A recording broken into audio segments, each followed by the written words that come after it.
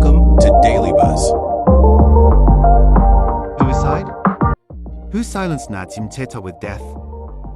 On the morning of Tuesday, the 30th of September, the courtyard of the Hyatt Regency Hotel in Paris became the stage for a shocking scene. The body of South Africa's ambassador to France, Nkosinathi Emmanuel Nathi Mthethwa, was discovered lying motionless on the ground below the towering 22nd floor. A freedom fighter turned diplomat. A minister turned ambassador. And now, suddenly, an alleged victim of his own decision to end his life. At least, that is the official version being told. But somewhere, more than 24,000 kilometers away in a rural home in Gwambonambi, in KwaZulu-Natal, that story is being shouted down with fire and disbelief. His family, whose hands still carry scars from the brutality of apartheid, are not buying it. To them, Nathi was the embodiment of resilience. A man who had been tortured under the apartheid police state, beaten and battered, but never broken. And now the world is told that this same man, a man who survived decades of struggle, chose to leap into the void in a foreign country? It was the morning of September 30th, a crisp autumn day in the City of Light, when the body of South Africa's ambassador to France, Nkosinathi Emmanuel Nathi Mthethwa, was discovered in the courtyard of the luxurious Hyatt Regency Hotel.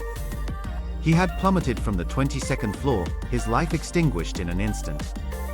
Official reports whispered of suicide, a desperate leap from a window forced open with a pair of scissors. But for those who knew him, for his grieving family back in the rolling hills of KwaZulu-Natal, this narrative rang hollow, like a poorly scripted play masking a darker truth. Who silenced him with death? They demanded, with their voices rising like a storm over the savannah. The Mthethwa family, breathing fire in their rejection of this mysterious suicide story, insisted that Nathi, a warrior forged in the fires of apartheid resistance, would never have chosen such an end. This is not just the story of one man's fall, it's a gripping tale of power, corruption, and the shadows that haunt South Africa's corridors of influence, a documentary exploration into the heart of a nation grappling with its demons. Nathi Mthethwa was no ordinary man. Born in 1966 in the rural heartland of KwaZulu-Natal, he emerged from the crucible of apartheid as a symbol of unyielding defiance. As a young activist, he joined the African National Congress, ANC, the liberation movement that would topple the racist regime and usher in democracy. Rising through the ranks, Mthethwa became a key figure in the post-apartheid era, serving as Minister of Police from 2008 to 2014 under President Jacob Zuma, and later as Minister of Sports, Arts, and Culture until 2023. His diplomatic posting to France in December 2023 was meant to be a crowning achievement, strengthening ties between two nations through cultural exchanges and economic partnerships. But beneath this veneer of success lurked allegations that would cast long shadows over his legacy, claims of political interference, corruption, and ties to shadowy networks that threatened to unravel the very fabric of South African governance. The events leading to Mthethwa's death read like a thriller scripted in the annals of international intrigue. South Africa woke up to shocking and deeply unsettling news at the end of September 2025. A man whose name had echoed through the corridors of power for more than 2 decades, Ambassador Nathi Mthethwa, was no longer alive. His body was found in Paris, below the walls of the luxurious Hyatt Regency Hotel, after a fall from its 22nd floor. He was 58 years old, a seasoned politician, a former cabinet minister, a freedom fighter, and the country's sitting ambassador to France. Authorities in France described it as suicide, pointing to a message sent to his wife and a hotel window forced open with scissors. But from the very beginning, those closest to him, his family, his community, even ordinary South Africans who have followed the dark history of suspicious political deaths, were not convinced. For them, the accusations of suicide were far too convenient.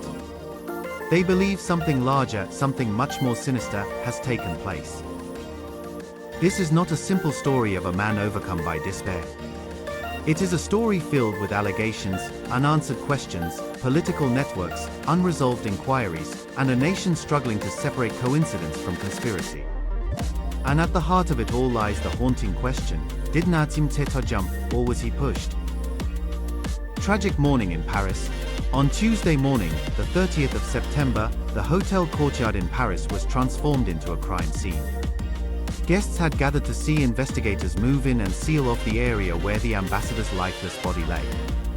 French prosecutors confirmed that a window on the 22nd floor of the Hyatt Regency had been forced open with a pair of scissors left lying at the scene. No drugs, no alcohol, no obvious signs of a struggle, at least none that investigators initially revealed. The official account placed Mthethwa alone in the hotel room. He had checked in the night before, using a booking made 10 days earlier. This detail immediately raised doubts. Diplomats of his stature simply did not move around without arrangements made by their offices, and they rarely booked secret stays without staff knowledge. He had attended official events in France only days earlier and had seemed composed, carrying out his duties in full public view. Days later, he was dead in circumstances that remain deeply unclear. Around 11 a.m., his body was found in the courtyard. His cell phone, strangely, was not with him. Instead, it was last traced to the Bois de Boulogne, 5 kilometers away. This detail has remained unexplained. How does a cell phone travel one direction while its owner spends the final moments of his life in another? The family rejects the suicide story. For his family in Gwambonambi, in KwaZulu-Natal, the message from Paris was unbearable and unbelievable. The news that Nathi had ended his own life did not sit well with them, because they knew his history. He had lived through beatings, imprisonment, torture, and political storms during apartheid. He had survived the hostile world of South African politics, which crushes many of its own. He had never been a weak man, nor a man who retreated when threatened. Why, they asked, would such a man choose to end his life in a foreign hotel? The family's pain deepened when they learned how news of his death had reached them. They found out not through official channels, but through reports on television and social media. For a man who had served his political party faithfully for nearly his entire life, this felt like betrayal. Where was the respect? Where was the dignity? They insisted that what was being called suicide did not match the brother, the son, the husband they knew. Instead, they pointed to a darker possibility, that he had been silenced. The shadow of the Matlanga Commission. To understand why his death is drenched in suspicion, one must return to the events just days before. South Africa had been shaken by testimony at the Matlanga Commission of Inquiry. This judicial inquiry, similar in scope to the earlier Zondo Commission, was digging through allegations of corruption, political interference, and the cancer that had rotted the criminal justice system for more than a decade. On Thursday, the 26th of September, only 4 days before the death, Mthethwa's name appeared on a list of 33 individuals who would be required to appear before a parliamentary ad hoc committee. Testimonies placed him at the center of troubling allegations. Former and current police officials claimed that when he was police minister, he tried to shield senior intelligence boss Richard Mdluli from disciplinary action. The accusation was clear: he had interfered in justice to protect allies.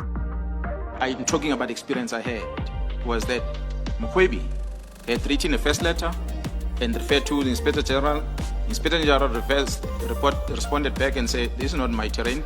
And Mkhwebi wrote another letter and say, my final decision. And that was the end of that case. But coming back now to the stopping of a disciplinary part, because although they are saying this in court, but disciplinary is within my control, I'm not going to stop it, not unless they write to me and say I must stop. Inspector General, remember I said, commissioners, is the one who have an oversight role within the 6-rand fund account. So what she says to me in black and white, I must believe it, because she's the one who's responsible for monitoring the abuse of this fund and whether it is used according to the rules set out within the intelligence space. So before I left with her to the house, I told the minister that I'm done acting. If you think me being the acting national commissioner, I must now bow down to the wrong illegal instructions that you're giving me. His words was, I didn't appoint you, it's the president that appointed you. So I told the president, I'll go and meet with him, but I'm done acting. So I went to the Inspector General's office, and I don't know whether it's my ancestors or whatever that helped me, because the letter that she had written me first, that cleared Mdluli and said I must charge the CFO, which she later withdrew, she did not destroy the letter. She archived that letter. And she issued me another letter which contradicts that. Remember, the first letter said Mdluli is clean. Now that she's giving me another letter that talks about the case, she's saying, no, Mdluli is not clean. He must go to court. So those two letters are contradicting each other. But instead of destroying the first letter, she didn't. She archived it, and she withdrew that from the archive. She gave it to me. So I took that and I walked, contacted the president, and I told the president, I'm done acting. Then the president said, no, I'm going to get someone. And I went to meet management. I told all the generals, I said, prepare your exit, because whoever is going to come is going to deal with you harshly. And indeed, that's what happened, commissioners. Gerald Pierre was appointed, and I was made to go and sit at home in Montana for the whole year, which was fine. From 2008 to 2014, he was Minister of Police. From 2014 to 2023, he served as Minister of Arts and Culture, which was later expanded to include sports.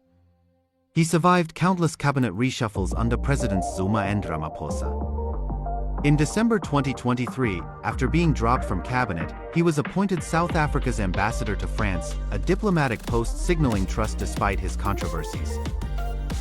But wherever he went, questions followed. He was accused of weakening police morale, of shielding questionable figures like Richard Mthethwa, of proposing vanity projects such as a 22 million rand national monument flag during a struggling economy, and of mishandling the creative sector during the COVID-19 pandemic. Activist groups called for his resignation more than once. Still, he was a survivor in politics. Which again deepens the strangeness. How could a man who withstood torture under apartheid, public humiliation in commissions, and political storms at home, suddenly break to the point of forcing open a hotel window and jumping? The scissors, the message, and the silence. Three details form the crux of this story. The first is the scissors. Why would a man, intending to end his life, need to violently force open a hotel window safety mechanism? Most modern hotels deliberately limit window openings to prevent accidents like falls. For the window to be opened fully required force. This oddity leaves room for doubt. Was he the one who forced it open, or was it forced open by someone else? The second is the message to his wife. Authorities claimed he sent a note apologizing and expressing intent to end his life. Yet beyond this, nothing about its exact wording, tone, or authenticity has been publicly shared. Some reports say French media interpreted it as a suicide note, others highlight inconsistencies. If this was meant as his farewell, why book the hotel 10 days earlier, as if planning something calculated? Why too was his phone last traced kilometers away from the hotel? The third is silence, silence about who else might have known him to be at that hotel, silence from South African government channels who did not update the family respectfully, silence on surveillance footage which could show movements in those hotel corridors. The pattern South Africans know too well. This is not the first time a person tied to corruption, or its exposure, has died under questionable circumstances in South Africa. The country has witnessed whistleblowers gunned down in their driveways, auditors assassinated, witnesses simply vanishing or collapsing under mysterious health events right when their testimony was scheduled. Babita Deokaran, gunned down in Johannesburg after flagging suspicious financial transactions. The countless threats against journalists pursuing state capture stories. Investigating officers sidelined or intimidated. For many South Africans, Mthethwa's death simply fits too neatly into this haunted pattern. Suicide or silencing? If suicide, then one must understand the scale of pressure on his shoulders. He was facing a looming commission appearance, potential disgrace to his name, exposure of financial scandals, whispers linking him to one of the largest criminal cartels in the region. For someone who had built an image of loyalty to the ANC and service to the state, such revelations could cause immense psychological breakdown. His last message could then be read as a personal collapse. If silenced, however, the logic is equally sharp.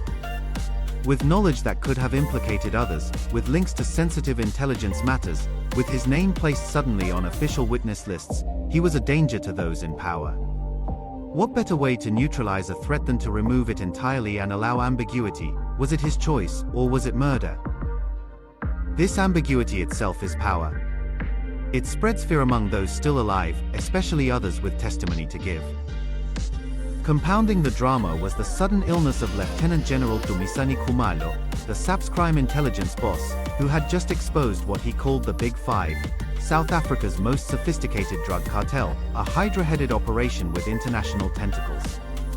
Khumalo named two lower-ranking leaders, Katiso Molefe and Vusimuzi Katmatlala, both now languishing in jail on charges of murder, money laundering, and conspiracy. But he stopped short of revealing the top three, hinting at their immense power and connections.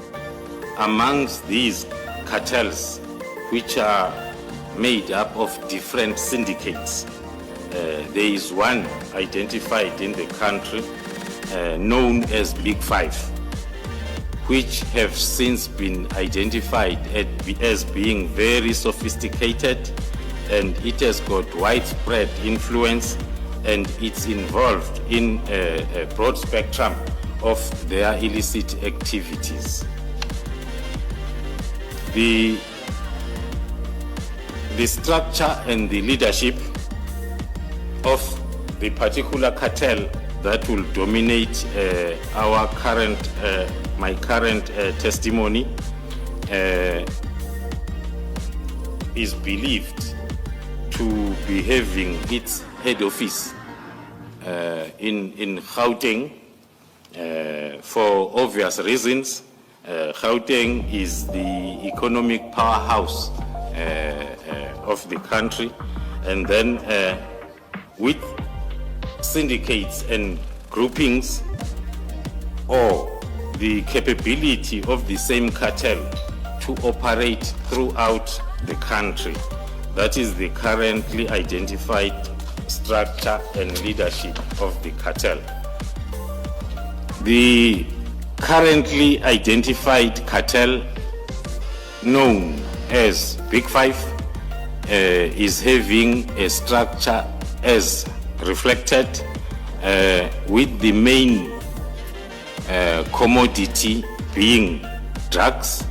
This is an ongoing project investigation from the identification of the Big Five, the progress made.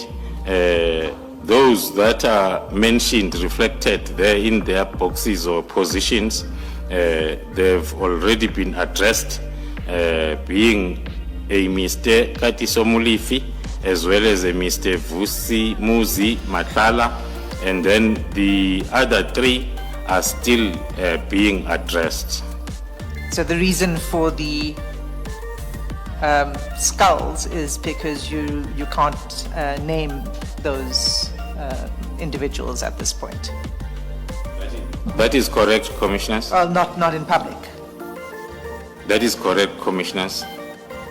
Then, like a plot twist in a noir film, Khumalo fell gravely ill the very next day, forcing an 11-day postponement of the Madanga Commission proceedings.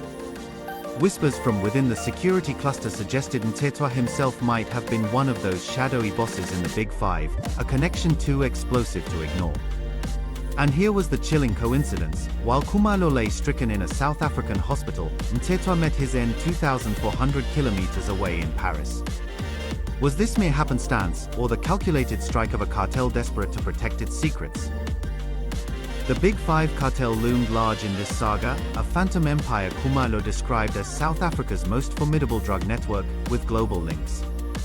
By exposing only the lower echelons, Khumalo hinted at untouchable figures at the top, politicians, perhaps, or business magnates. His sudden illness, requiring top medical care and halting the commission, mirrored Mthethwa's demise in its timing. Sources suggested Mthethwa's involvement, a claim that, if true, would link him to murders, laundering, and international trafficking. Was Khumalo poisoned?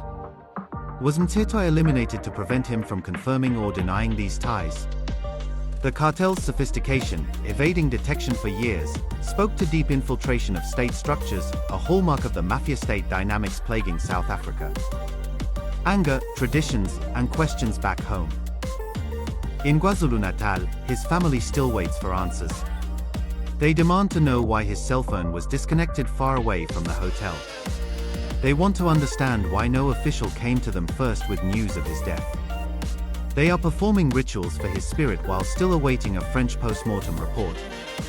Their anger lies not only in the possibility that their brother was killed, but also in the lack of respect from his political home, the ANC, and from the government he served faithfully. For the ANC, his death is described in dignified terms: a life cut short, a servant of the people, a diplomat.